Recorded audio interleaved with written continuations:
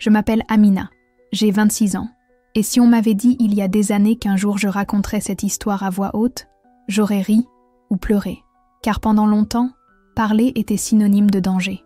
Ressentir, alors, était presque un péché. J'ai grandi dans un foyer où le silence était le seul moyen de survie, où l'obéissance était plus importante que le bonheur, où l'honneur était plus important que la vérité. Mon père était un homme admiré, voire craint, un imam respecté de tous. Sa présence était presque sacrée. Les gens baissaient les yeux à son passage. Et moi, j'étais sa fille. Ils attendèrent de moi que je sois le reflet de sa sainteté. De l'extérieur, ma vie semblait impeccable. À 9 ans, j'avais déjà mémorisé une grande partie du Coran. Je portais mon hijab avec ferveur. Je priais 5 fois par jour. J'évitais le regard des hommes. Je marchais discrètement, parlais doucement. Tout le monde me voyait comme une jeune femme pieuse, un exemple de pureté. Mais intérieurement, je me sentais comme dans une pièce fermée à clé, vide, étouffante, oubliée. Je voyais ma mère, toujours si silencieuse, ses yeux fatigués cachés derrière son voile. Parfois, je me demandais si elle avait déjà rêvé d'une vie différente, si elle avait déjà ressenti le véritable amour, sans contrôle, sans peur. Elle n'en parlait jamais, mais son silence en disait long. Et le soir, je me blottissais dans mon lit, les yeux rivés sur le plafond sombre, murmurant doucement « Seigneur, es-tu là ? M'entends-tu » Le Dieu qu'on m'avait appris à craindre était lointain, froid. Chaque prière que je prononçais semblait s'évaporer, comme de la fumée. Il n'y avait aucune réponse, aucun réconfort, que des règles, que de la peur. Un jour, adolescente, j'ai trouvé le courage de demander à mon père « Pourquoi Allah ne répond-il pas ? Pourquoi se contente-t-il d'ordonner sans jamais réconforter ?» Sa réaction m'a laissé de marbre. Il m'a regardé avec une sévérité qui m'a transpercée. « Shaitan murmure dans le cœur des rebelles », a-t-il dit. « Tu dois faire taire ces questions avant qu'elles ne te détruisent. » Cela m'a frappé comme une sentence. Poser des questions était mal. Douter était une trahison. Et c'est ainsi que j'ai appris à cacher mes doutes, à sourire même en l'absence de joie, à accepter les louanges pour ma foi, même lorsque mon cœur se mourait intérieurement. Mais j'avais faim, affamée de quelque chose de vrai, quelque chose qui ne soit pas seulement une obligation, mais la vie, quelque chose qui n'exige pas seulement mon abandon, mais qui m'offre de l'amour en retour, quelque chose qui touche mon cœur au lieu d'emprisonner mon âme. Avant de continuer, je tiens à dire quelque chose.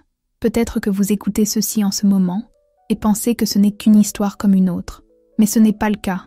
Cette histoire est importante, car des milliers d'autres filles vivent exactement ce que j'ai vécu, en silence, dans la peur, sans savoir qu'il existe une issue.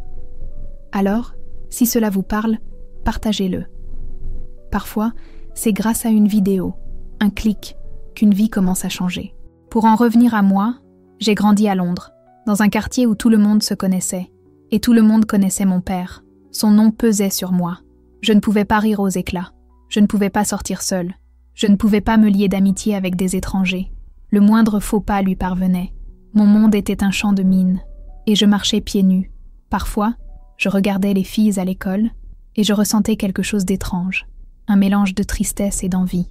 Elles riaient sans peur, portèrent des jeans, laissaient leurs cheveux flotter au vent et parlaient fort, sans se soucier du monde. Et moi, je ravalais mon envie comme on ravale ses larmes, en silence, avec culpabilité. Après tout, l'envie était un péché, haram. Mais cela ne faisait pas disparaître ce sentiment. Je l'enfouissais juste plus profondément. J'ai essayé de combler le vide grandissant en moi par la religion. Je me suis plongée dans le Coran. J'ai mémorisé davantage de sourates. J'ai prié avec plus de ferveur. J'ai jeûné plus intensément. J'ai cru, un temps, que si je faisais tout correctement, le vide disparaîtrait. Mais ce ne fut pas le cas. Au contraire, plus j'essayais de me convaincre, plus le silence grandissait. Un verset, cependant, ne quittait pas mon esprit. Il n'y a pas de contrainte en religion. Sourate 2, 256. Cela m'a troublée. S'il n'y avait aucune contrainte, pourquoi tout dans ma vie me semblait-il forcé ? Pourquoi me sentais-je prisonnier de ce qui était considéré comme sacré ? Et la prison n'était pas de fer. Elle était faite de mots, d'attentes et du poids écrasant de la honte. Mon propre père disait « Amina, tu es notre honneur, ta pureté protège cette maison. Si tu échoues, nous tomberons tous. » Et avec cela, ma liberté cessa d'exister. Je n'étais plus une personne. J'étais une promesse, une image, le reflet de ce qu'il espérait. Vivre ainsi, c'était comme être une ombre, visible, mais sans consistance. Pourtant, quelque chose en moi refusait de mourir. Une petite part, presque imperceptible, mais vivante. Un murmure au fond de ma poitrine qui me disait « Dieu ne peut pas être juste ça. Il ne peut pas être juste règle, peur, contrôle. S'il est vraiment Dieu, alors il doit aussi être amour. » Mais ce genre de pensée était trop dangereux. Dans l'islam, douter, c'est flirter avec la mort. J'ai donc appris à sourire quand on me parlait de l'homme que mon père choisirait pour moi. J'ai appris à baisser les yeux, à ravaler mes questions, à répéter les prières que je ne comprenais pas. Et le soir, seul, je disais simplement « Dieu, si tu existes, s'il te plaît, trouve-moi. » Je me souviens très bien de la première fois où j'ai ressenti quelque chose de différent. J'étais encore un enfant, d'environ 8 ans. J'ai fait un rêve. J'étais plongée dans l'obscurité. Tout autour de moi était froid, vide. Mais au loin, j'ai vu une lumière. Et dans cette lumière, il y avait un homme. Je ne voyais pas clairement son visage, mais je savais, d'une manière que je ne peux pas expliquer, qu'il était bon, qu'il me connaissait. Il m'a tendu la main. Et à cet instant, j'ai ressenti une chaleur que je n'avais jamais ressentie auparavant. Je me suis réveillée, les larmes aux yeux. J'en ai parlé à ma mère, et elle m'a simplement répondu « Shaitan essaie de te perturber ».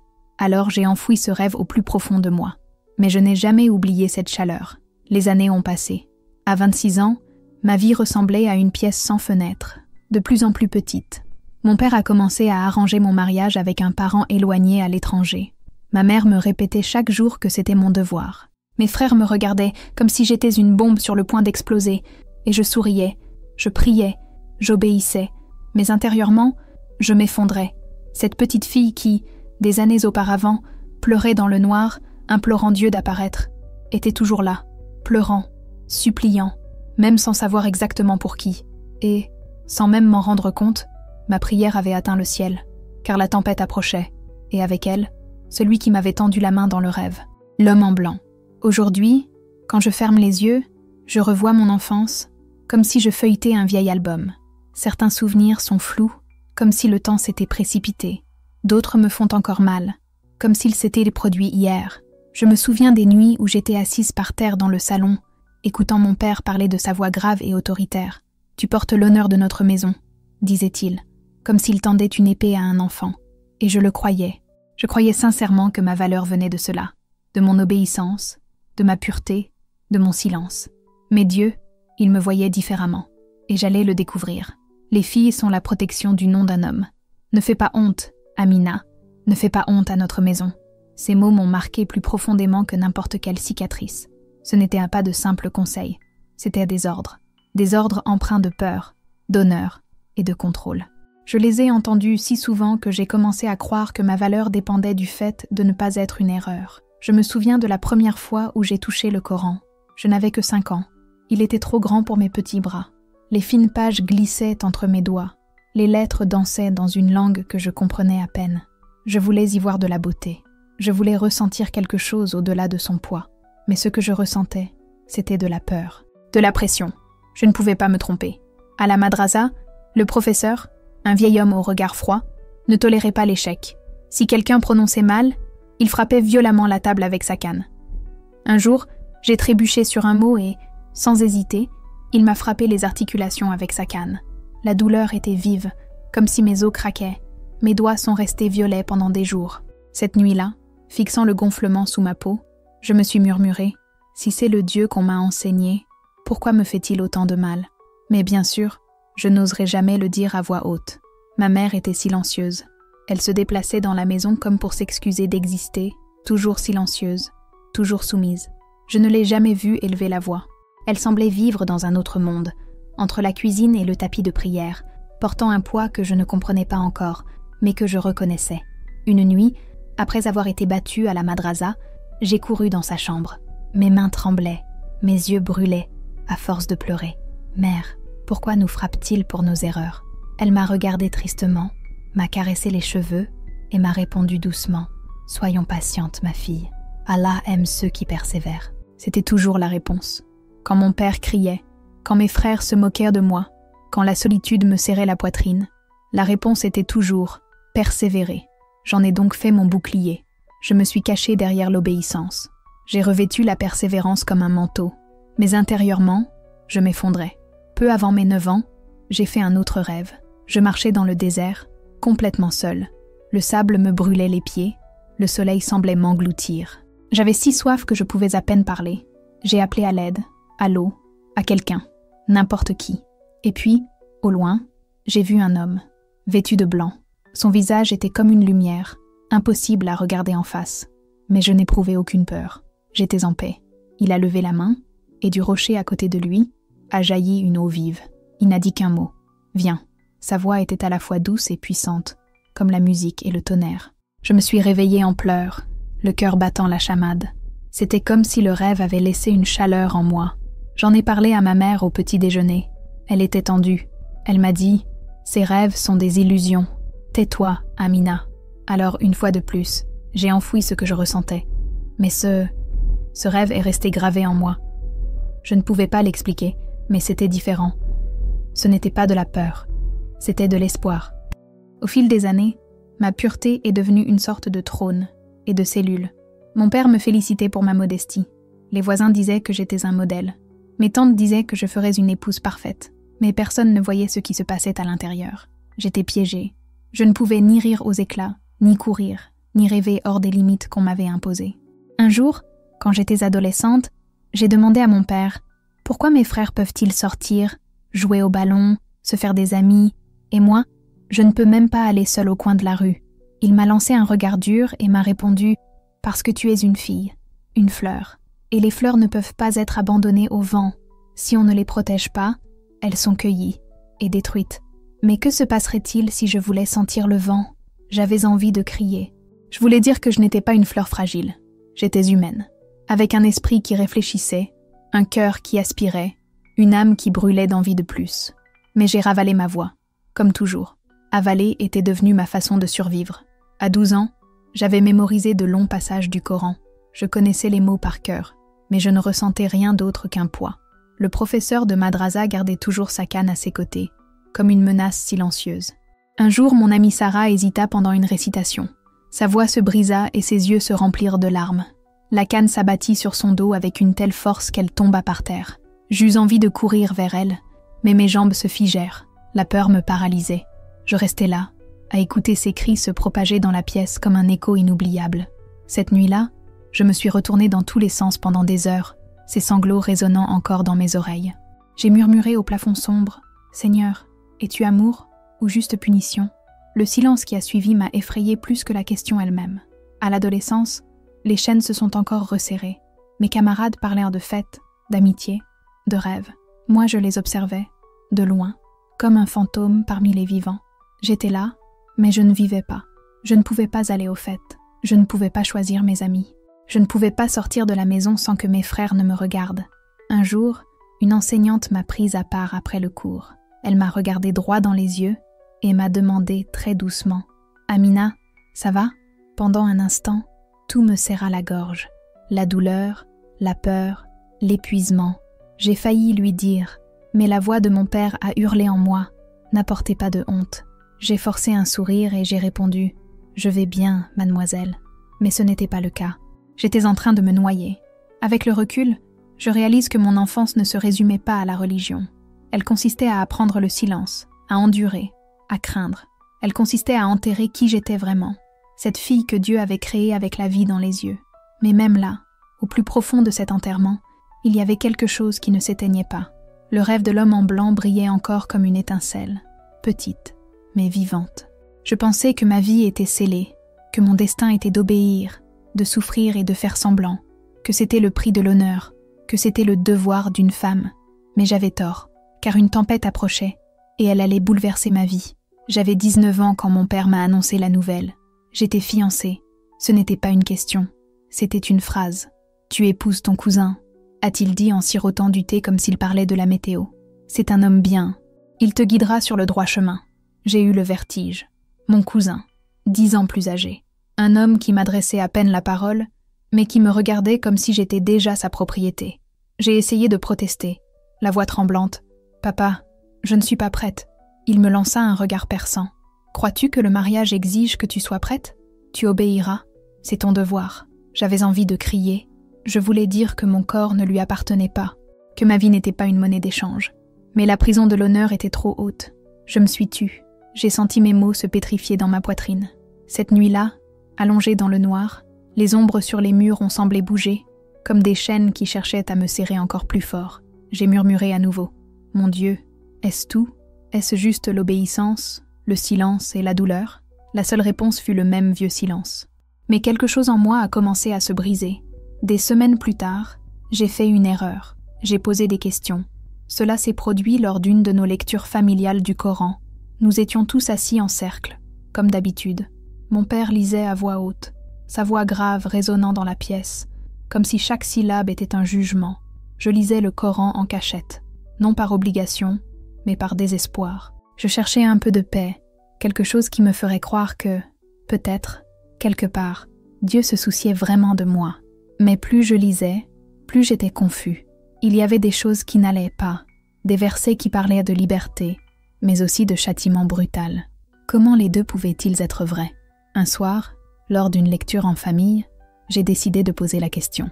Ma voix était basse, tremblante, mais claire. Père, le Coran dit qu'il n'y a pas de contrainte en religion, mais il dit aussi que quiconque abandonne la foi doit mourir. Comment cela peut-il être juste? Comment les deux peuvent-ils coexister? L'air dans la pièce devint soudain lourd, comme si le temps s'était arrêté. Les yeux de mon frère s'écarquillèrent. Ma mère serra plus fort son voile, comme pour s'y cacher. Le visage de mon père rougit, non pas de honte, mais de fureur. Il referma le Coran d'un coup sec, tel un juge qui prononce sa sentence. « N'osez pas remettre en question la parole de Dieu !» cria-t-il. « Vous parlez comme des traîtres. » Avant que je puisse répondre, sa main a traversé l'espace entre nous et m'a frappé violemment au visage. Le choc fut violent, et tout en moi sembla trembler. Mes joues brûlèrent, et les larmes commencèrent à couler avant même que je ne m'en rende compte. « Tu es une femme. Ton rôle est d'obéir, pas de réfléchir. »« Pas de remettre en question !» rétorqua-t-il. J'ai senti le sol se dérober sous mes pieds. Ce n'était pas seulement une agression physique, c'était comme si, par ce coup, il cherchait à effacer toute trace de ma voix, de mon identité. Mais au lieu de m'effacer, quelque chose s'est brisé, ou peut-être quelque chose s'est enfin libéré.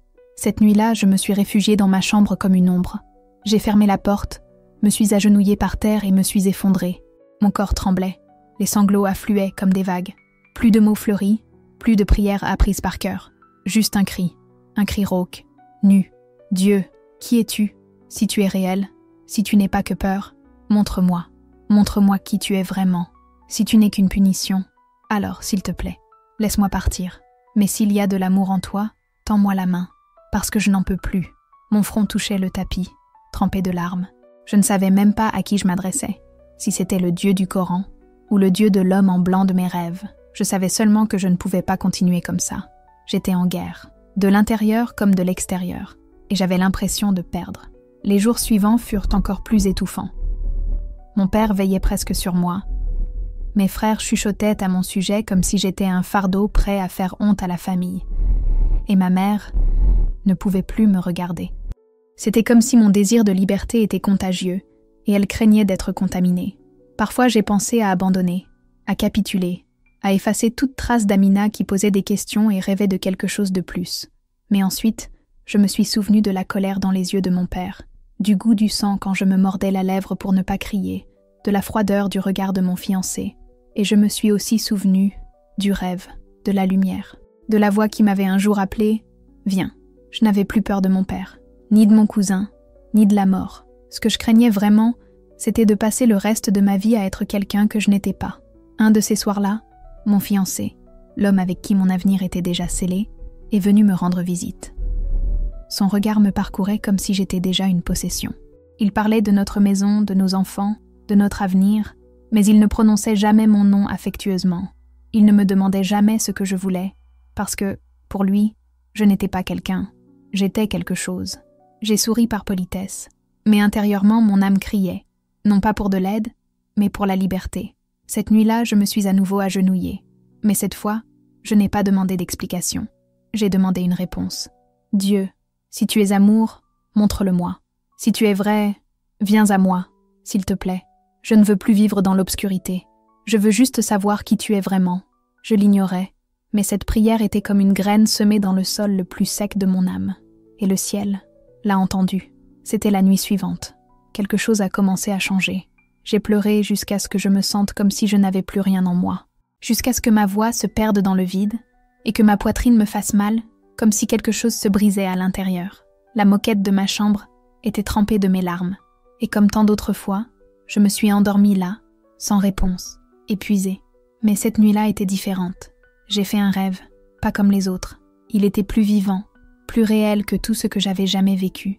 J'étais dans un désert immense et sans fin, avec du sable brûlant sous mes pieds et des nuages sombres couvrant le ciel comme un voile de tempête. Le vent sifflait autour de moi et chaque pas était une lutte. Ma gorge était sèche, mon corps faible. Je me traînais comme quelqu'un sur le point de s'effondrer. Puis, je suis tombée à genoux. Je n'avais plus aucune force. C'est alors que je l'ai vu. Une silhouette s'approcha, vêtue de blanc.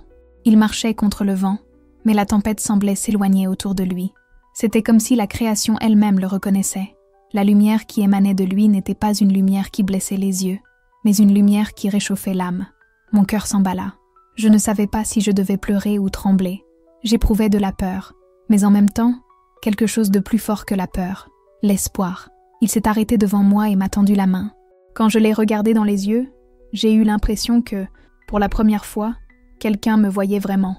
Non pas comme un fardeau, ni comme une propriété, ni comme une obligation, mais comme quelqu'un d'aimé. Son regard ne contenait aucune condamnation, aucune exigence, juste de l'amour, pur, vivant. Et puis il a dit « Je suis le chemin, la vérité et la vie.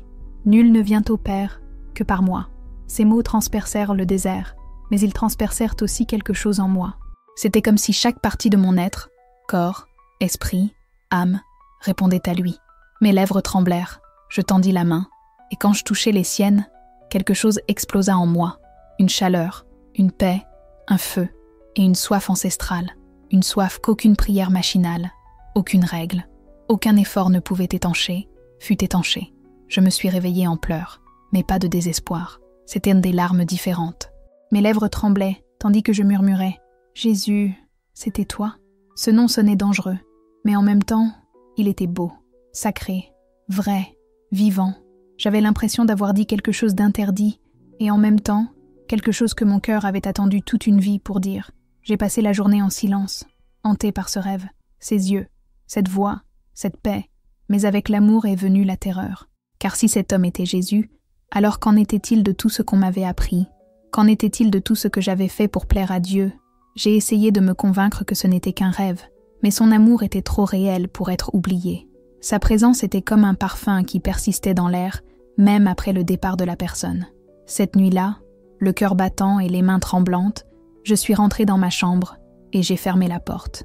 J'ai sorti mon téléphone de sous la couverture, comme s'il cachait un dangereux secret. J'ai tapé un mot que j'avais toujours évité. Jésus. Je m'attendais à une punition. Je m'attendais à ce qu'il arrive quelque chose de grave, que mon cœur s'arrête, que le plafond s'effondre. Mais rien de tout cela n'est arrivé. À la place, des histoires sont arrivées. Histoires de guérison, de compassion, d'un Dieu qui touchait les rejetés, qui mangeait avec les pécheurs, qui pleurait avec ceux qui souffraient.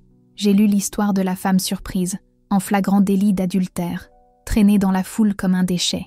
J'ai vu les hommes préparer des pierres pour la tuer, et Jésus dire que celui qui est sans péché jette la première pierre. Un par un, ils sont partis. Et puis il la regarda et dit « Moi non plus, je ne te condamne pas. Va et ne pêche plus. » Ces mots ont fait vibrer une corde sensible en moi. C'était cela. C'était ce que mon cœur cherchait. Un Dieu qui n'utilisait pas la peur pour contrôler, mais l'amour pour transformer. Un Dieu qui ne me réduisait pas au silence, mais qui m'élevait. J'ai téléchargé une application biblique. Chaque clic me semblait une transgression. Mais j'ai persévéré. J'ai ouvert l'évangile de Jean et j'ai commencé à lire. Lentement, silencieusement. Comme quelqu'un entrant dans un lieu sacré pour la première fois. Et ce que j'ai trouvé là, c'était tout ce que je n'aurais jamais imaginé que Dieu pouvait être. Les paroles de l'évangile ont commencé à me toucher comme jamais auparavant. Au commencement était le Verbe, et le Verbe était avec Dieu, et le Verbe était Dieu. Je ne comprenais pas tout, mais j'avais l'impression que chaque mot transperçait mon cœur au plus profond. C'était comme si ces phrases n'étaient pas simplement écrites, mais vivantes, murmurant quelque chose que j'avais toujours voulu entendre, mais jamais vraiment exprimé. Mais c'est quand je suis arrivée à Jean 3,16 que quelque chose en moi s'est complètement brisé. Car Dieu a tant aimé le monde qu'il a donné son Fils unique, afin que quiconque croit en lui ne périsse point, mais qu'il ait la vie éternelle. Je me suis arrêtée. J'ai pris une grande inspiration. Et j'ai pleuré. Comment ça? Dieu aimait. Il ne contrôlait pas. Il ne menaçait pas. Il aimait. Il donnait. Il s'abandonnait. Pour la première fois, Dieu ne me semblait ni distant, ni froid, ni inaccessible. Il ressemblait à un père. Il semblait voir ma souffrance et se soucier de moi. Cette nuit-là, j'ai enfoui mon visage dans mon oreiller et j'ai pleuré doucement. Jésus, c'est vraiment toi? Tout ça est vrai? La question était fragile sur mes lèvres, mais elle portait le poids d'une vie de silence. J'ai commencé à vivre entre deux mondes. Le jour, obéissant. La nuit, affamé. Dès que la maison s'endormait, je me cachais sous les couvertures avec mon téléphone portable, lisant les évangiles comme quelqu'un qui aurait trouvé une rivière au milieu du désert. Les paroles de Jésus n'étaient en haut pas seulement belles, elles me guérissaient. Elles touchaient des blessures que je ne pouvais même pas nommer. Son nom est devenu mon secret, mon refuge. Jésus. Le simple fait de murmurer ce nom était dangereux, mais c'était aussi doux. C'était comme respirer après des années d'étouffement. Au fond de moi, je savais que si ma famille l'apprenait, il n'y aurait pas de retour en arrière possible. Ce qui pour moi était le salut, pour eux, ce serait une trahison. Dans l'islam, quitter la foi est considéré comme un déshonneur impardonnable, et c'est souvent considéré comme un crime passible de mort. Un soir, alors que je priais en silence, j'ai posé une question que je n'avais jamais eu le courage de dire à voix haute. « Jésus, si tu es réel, ne me laisse pas mourir sans te connaître. » Et à cet instant, j'ai réalisé, je croyais déjà, je l'aimais déjà, même sans tout comprendre, même avec peur, je lui appartenais déjà. Mais la peur grandissait, et j'ai commencé à réaliser que le temps pressait. Tout s'est effondré plus vite que je ne l'imaginais. Je pensais être prudente. Si je supprimais mon historique, cachais mes applications et priais seulement quand tout le monde dormait, mon secret serait en sécurité. Mais les secrets, malgré tous nos efforts pour les cacher, finissent toujours par s'évader. Un soir comme les autres, j'ai laissé mon téléphone en charge au bord de mon lit et je suis allée chercher de l'eau à la cuisine. Mon petit frère, toujours curieux, s'est faufilé dans ma chambre sans que je le remarque. À mon retour, il était là, téléphone à la main, avec un regard qui m'a glacé le sang. « Qu'est-ce que c'est ?» chuchota-t-il, un demi-sourire aux lèvres. Il tourna l'écran vers moi. L'application Bible était ouverte. La lumière de mon téléphone semblait plus vive que jamais, comme si elle me trahissait. C'était comme une phrase, comme si chaque verset que j'avais lu en secret résonnait désormais dans la maison. À cet instant, j'ai su, mon monde ne serait plus jamais le même. Mon cœur s'est figé dès que j'ai vu le téléphone dans les mains de mon frère. C'était comme si l'air s'était vidé de la pièce. J'ai essayé de le reprendre, paniqué, mais il l'a repoussé fermement. « Tu lis ça ? Tu lis à propos de « un », comme disent les chrétiens ?» Sa voix était basse, mais pleine de choc et de colère. « Tu as perdu la tête, Amina ?»« S'il te plaît, » murmurai-je essoufflé. « Ne le dis pas à Baba, s'il te plaît. » Mais c'était trop tard. Son regard en disait long. Pour lui, je n'étais plus sa sœur. J'étais une ennemie, un danger, une honte. Quelques minutes plus tard, le chaos s'installa. Mon père fit irruption dans la pièce. Son téléphone tremblait dans sa main et son visage était pétrifié. Ma mère le suivait de près, les yeux écarquillés, la main serrée contre son mouchoir comme s'il allait se déchirer. « Qu'est-ce que c'est ?» a-t-il crié en poussant le téléphone presque contre mon visage. « Quel blasphème est-ce là ?» J'ai pleuré. Je tremblais. J'aurais voulu m'expliquer, mais ma voix s'est éteinte. « Parle, Amina », a-t-il exigé. J'ai finalement réussi à dire quelque chose. Je voulais juste comprendre. Je voulais juste connaître la vérité. C'est alors que la gifle est venue. Si violente que j'ai perdu l'équilibre et suis tombée.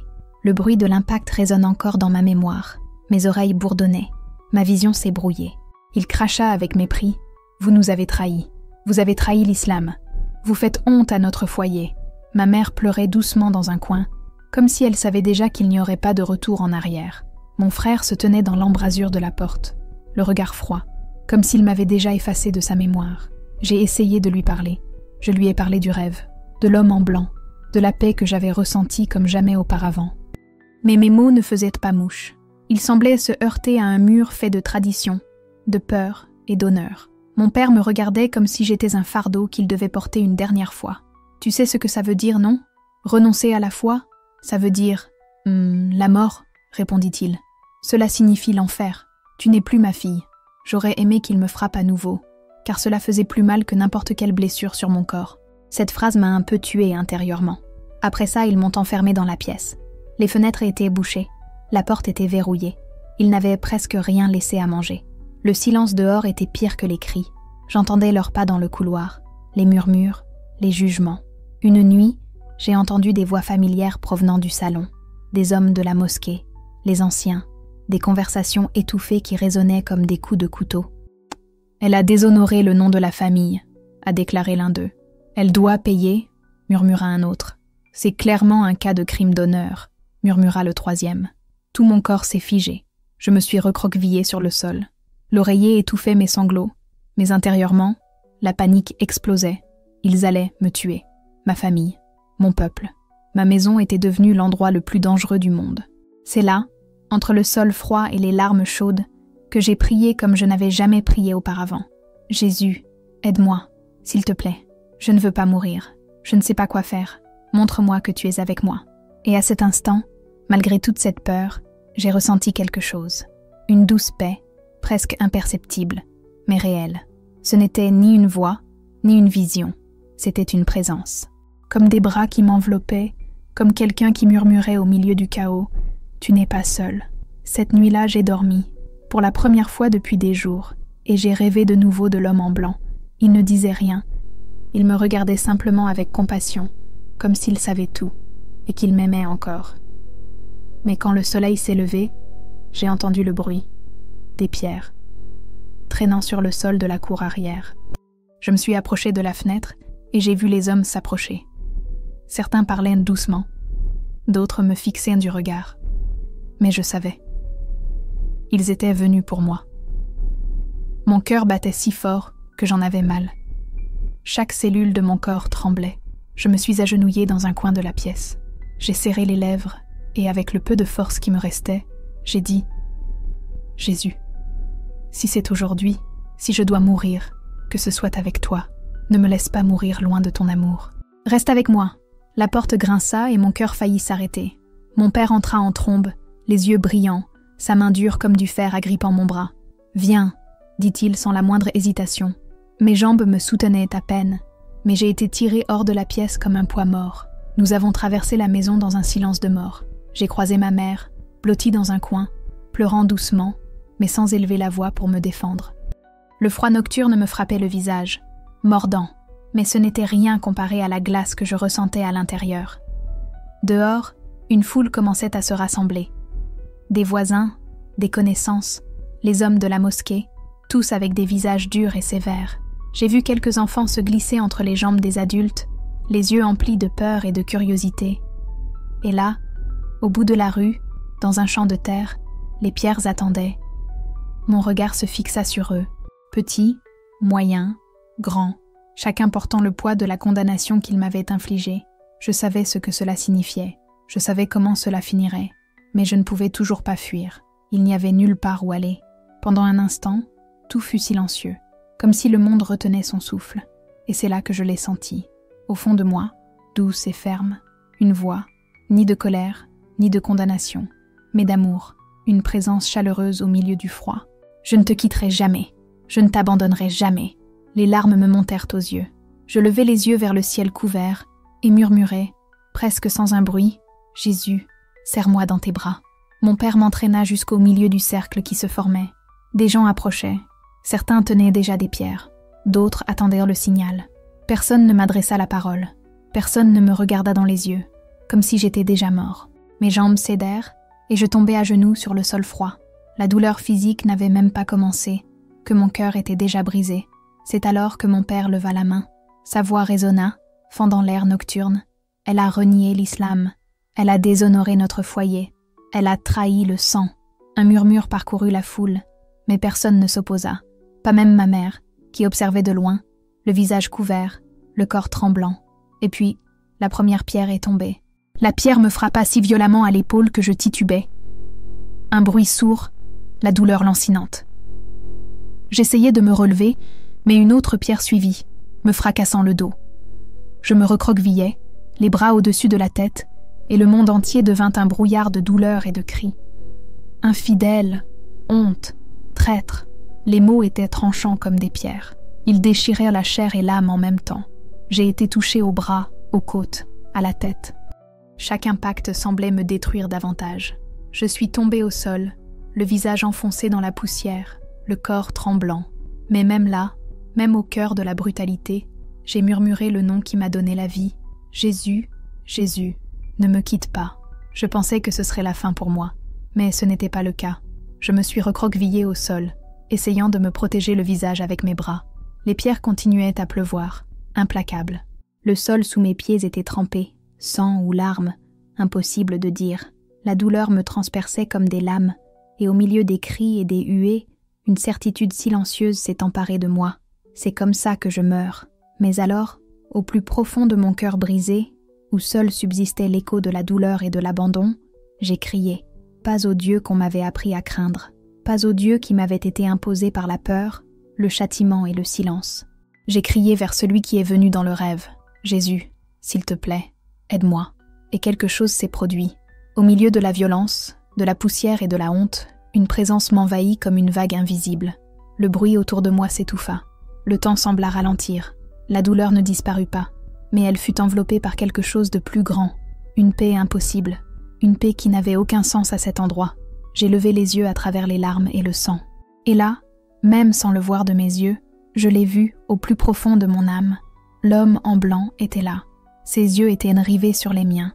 L'amour pur, l'amour qui transcende la douleur, le rejet et la mort. Ses mains se tendirent comme avant, comme dans le rêve. Je suis avec toi. N'aie pas peur. Les rochers continuaient de tomber, mais ils semblaient désormais lointains. La douleur n'était plus la seule chose qui existait. À travers mes sanglots, je murmurais à travers mes lèvres gercées « Jésus, je suis à toi ». Une dernière pierre m'a frappé sur le côté de la tête et tout est devenu noir. Mon corps a lâché, mais même quand tout est devenu noir, je l'ai quand même entendu « Tu es à moi et je ne t'abandonnerai jamais ». Silence. Je ne sais pas combien de temps s'est écoulé. Des heures, des minutes, une éternité. La foule était partie. La poussière était retombée. Le terrain était vide et le sang au sol commençait à sécher. Mon père lui a tourné le dos. Ma mère a pleuré doucement, gênée, puis s'est tue. Ils m'ont laissé mourir là, mais je ne suis pas mort. Contre toute attente, je respirais encore. Le corps brisé, oui. L'âme, en revanche, vivant, ardent, certain. Jésus m'avait trouvé. Il m'avait soutenu au milieu de la mort. Et maintenant, je savais, d'une manière qu'aucune religion ne m'avait jamais enseignée, qu'il était réel. Je me suis réveillée au doux bruit de pas. Quelqu'un s'approchait prudemment, comme s'il foulait un sol sacré. Une ombre couvrait mon visage, et des mains douces touchèrent mon bras. Amen. Une voix féminine murmurait « Reste avec moi, tout ira bien ». C'était une femme de la communauté, une chrétienne que je connaissais à peine. Je l'avais peut-être vue 1 ou 2 fois dans la rue. Je ne connaissais même pas son nom. Mais là, dans le noir, elle s'est agenouillée à côté de moi, les larmes aux yeux, et m'a enveloppée dans son châle. « Jésus est avec toi, tu n'es pas seul ». J'essayais de parler, mais les mots quittèrent à peine mes lèvres. L'obscurité commença à me retenir, m'enveloppant étroitement, brouillant ma vision. La dernière chose que je ressentis fut ces bras fermes qui me soulevèrent, m'arrachant à ce lieu de mort et de désespoir. Cette nuit-là, alors que mon corps oscillait entre conscience et sommeil, j'eus une vision différente. J'étais de retour dans le désert, mais l'homme en blanc était maintenant proche, si proche que je sentais la chaleur de son regard. Il ouvrait grand les bras, et derrière lui coulaient des rivières d'eau vive, cristallines et pures. « Tu es à moi », dit-il d'une voix à la fois douce et ferme. « Je t'ai appelé par ton nom. Tu ne seras pas détruit. Je te guérirai et je t'utiliserai. » Les larmes coulèrent et je m'agenouillai devant lui, lui offrant tout ce qui me restait. « Mais je suis brisée », murmurai-je, empli de douleur et de peur. Il leva tendrement mon visage, son regard perçant chaque blessure, chaque cicatrice. Ma force s'accomplit dans la faiblesse. Fais-moi confiance. Puis, une lumière a pris le dessus sur tout. Quand j'ai rouvert les yeux, j'étais allongée dans une petite pièce simple, l'air chargé d'un parfum d'herbe et d'huile. Mon corps me faisait terriblement mal, mais j'étais vivant. Ma tête était enveloppée dans un tissu, mes côtes bandées, ma peau gonflée et meurtrie. La chrétienne qui m'avait secourue était assise à côté de moi, le regard rempli de compassion et d'espoir. « Tu es en sécurité maintenant », murmura-t-elle. « Jésus t'a sauvé. » Les larmes coulaient sur mon visage, tandis que je luttais pour parler. Mes lèvres tremblaient, mais je parvins à dire que je l'avais vu, l'homme en blanc, aussi réelle que l'air que je respirais. Elle me serra la main avec un sourire calme. « Oui, Amina, il est toujours avec toi. » Je fermai à nouveau les yeux, la douleur m'entraînant dans un profond sommeil. Mais une paix profonde emplit mon cœur. Je n'étais pas seule. À mon réveil, j'avais l'impression de me réveiller dans un autre monde. Le plafond en bois au-dessus de moi était bas, faiblement éclairé par une petite lampe. Mon corps était étrange, lourd, presque comme s'il appartenait à quelqu'un d'autre. Chaque mouvement était une lutte contre la douleur. Mes côtes me brûlaient à chaque respiration. Ma tête me lançait sous les bandages, et tout mon corps était marqué d'ecchymose. L'espace d'un instant, la peur m'a saisi. Je me suis souvenu des pierres, des cris, du sang. J'ai cru que j'étais peut-être mort, que j'étais quelque part au-delà de ce monde, mais alors, j'ai senti une main chaude toucher la mienne, une main humaine, pleine d'affection et de tendresse. « Tu es réveillée » murmura une voix. C'était une femme au visage buriné et bienveillant. Ses yeux brillaient de larmes. Au début, je ne l'ai pas reconnue. Mais peu à peu, le souvenir m'est revenu. C'était cette femme de la communauté, celle-là même qui m'avait sauvée de ce camp de la mort. Elle sourit doucement. « Tu es en sécurité maintenant, Amina. Tu es en paix. » Ma gorge sèche ne me laissait pas dire les mots facilement. J'ai essayé de demander « Pourquoi ? Pourquoi m'as-tu sauvée ?» Son regard s'adoucit encore davantage. Elle repoussa mes cheveux et dit « Parce que Jésus m'a dit de prendre soin de toi. » Les larmes ont fini par couler, et je n'ai plus pu les retenir. J'ai fermé les yeux, et les yeux fermés, cet homme est revenu vers moi, l'homme en blanc, les mains tendues, disant « Tu es à moi ». Je voulais rester éveillée, m'accrocher à cette réalité, mais l'épuisement m'a repris. Pendant mon sommeil, les visions continuaient. J'étais allongée dans une vallée sombre, le corps meurtri, le sang coulant sur mes bras et mes jambes. Mais je n'avais pas peur, il était avec moi, Jésus, le même homme en blanc, avec des yeux brûlants d'amour et de feu. Il est venu à moi, et les ombres autour de moi se sont dissipées devant sa présence. Il m'a soulevée dans ses bras comme si j'étais légère comme une plume, me portant avec soin et force à la fois. Sa voix, ferme mais pleine de tendresse, résonnait en moi. « Tu es à moi. N'aie pas peur. Je ne t'abandonnerai jamais. » À mon réveil, mon oreiller était trempé de larmes. Le poids sur ma poitrine semblait un peu plus léger, même si mon corps réclamait encore du soulagement. La femme qui prenait soin de moi était assise à côté de moi, lisant un petit livre que j'ai immédiatement reconnu, la Bible. D'une voix faible, presque un murmure, j'ai demandé « Peux-tu me le lire ?» Elle m'a regardé avec surprise, puis un sourire a illuminé son visage. Sans hésiter, elle a ouvert le livre et a commencé à lire doucement, comme si chaque mot était une étreinte. « L'Éternel est mon berger. Je ne manquerai de rien. Il me fait reposer dans de verts pâturages. Il me conduit près des eaux paisibles. Il restaure mon âme. » Mon cœur se serra. Ces mots me tombèrent dessus comme de l'eau fraîche sur une plaie ouverte. « Il restaure mon âme. » Je n'avais jamais rien entendu de tel, d'aussi profond, d'aussi réel. Plus, ai-je supplié en fermant les yeux, voulant entendre davantage de cette promesse. Elle continua, comme si sa voix était une berceuse, remplissant la pièce de réconfort, d'amour et de l'assurance d'un Dieu présent, d'un Dieu qui se soucie. Cette nuit-là, j'ai prié à nouveau. Pas en arabe, pas avec les mots que je connaissais par cœur. C'était un murmure entrecoupé, simple mais sincère. « Jésus, merci. Je ne sais pas comment te suivre, mais je le veux. S'il te plaît, ne les laisse pas me trouver. » La peur me tenaillait encore, peur de mon père, de la mosquée, de ma propre famille. S'ils apprenaient que j'étais en vie, ils reviendraient pour m'achever. La femme lut la peur dans mes yeux et me serra fermement la main. « Amina, il te recherche. Ton père a répandu la rumeur selon laquelle tu t'étais enfuie, que tu avais déshonoré la famille. Mais tu es en sécurité ici. L'Église te protégera. » Église, le mot sonnait étrange dans ma bouche, comme un monde nouveau, un lieu inconnu, mais aussi comme une maison dont je ne savais même pas qu'elle existait. Une famille différente. Les jours passaient lentement, tandis que mon corps commençait à guérir. La femme me soignait avec des herbes, murmurait d'anciennes prières et chantait de doux hymnes dans une langue que je ne comprenais pas, mais dont la mélodie apaisait mon âme. Il y avait encore des nuits où la douleur m'envahissait et où la peur revenait avec acharnement. Je revoyais leurs visages, la colère dans les yeux de mon père, le mépris dans ceux de mon frère, et les pierres qui m'avaient impitoyablement frappée. Je me réveillais en sueur froide, le cœur battant la chamade. Mais chaque fois que la peur menaçait de m'engloutir, je murmurais un mot, Jésus, et à chaque fois, la paix arrivait, pas comme un miracle instantané, pas comme quelque chose de parfait, mais suffisamment pour me permettre de tenir toute la nuit. Au fil des jours, mes forces me revinrent peu à peu, et je commençais à me poser des questions. Un soir, la voix tremblante, je demandai à la femme « Pourquoi est-il venu vers moi ?» Elle sourit tendrement et répondit « Parce qu'il t'aime, Amina. Il a entendu ton cri. Jésus quitte les 99 autres pour chercher celui qui est perdu, et tu es cette personne pour lui. » Ces paroles m'ont brisée. Des larmes ont coulé sur mon visage, tandis que des sanglots me secouaient. Mais je suis brisée, ruinée. Ma propre famille veut ma mort. Elle a touché mon visage doucement, ses yeux brillants de compassion. Et pourtant, il t'a choisi. Le monde peut te rejeter, Amina, mais Jésus ne le fera jamais.